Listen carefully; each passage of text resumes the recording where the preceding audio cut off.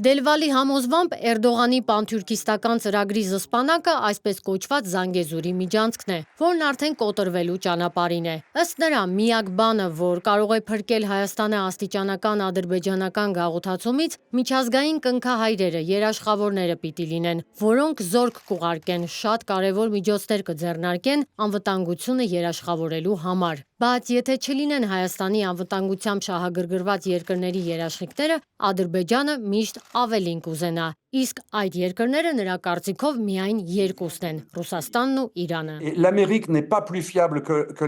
Այն լուծումը, որը պարոն Փաշինյանն է առաջարկել, ցավոք երազանք է, եվրոպական Էլդորադոն, ՆԱՏՕ-ի Էլդորադոն, ամերիկյան Էլդորադոն։ Այս երազանքը առասպել է, որը կավարտվի ինչպես Վրաստանում, եւ հուսով եմ, ոչ ինչպես Ուկրաինայում։ Իդեպ Ամերիկան ավելի վստահելի չէ, քան Թուրքիան։ ԱՄՆ-ի հետ դաշինքը չի փրկի հայերին, Եվրամիության հետ դաշինքը չի փրկի հայերին։ Հիշեք, երբ եղավ պատերազմը Վրաստանում, երբ վրացիները ցանկացան մտնել Եվրամիություն եւ ՆԱՏՕ, երբ եղավ պատերազմն Ուկրաինայում։ Այն պահից, երբ ուկրաինացիները 2014 թվականից սկսեցին երազել Եվրոպայի մասին։ Կարծում եմ, որ հայերի համար ամենամեծ թակարդը պարոն Փաշինյանի նախագծին հավատալն է, որը նման է պարոն Սաակաշվիլիին, որը հավատում էր եվրոպացիների եւ ամերիկացիների խոստումներին։ Մենք տեսանք, թե ինչ արժեր եվրոպացիների եւ ամերիկացիների խոստումները, դրանք ոչինչ չարժեն։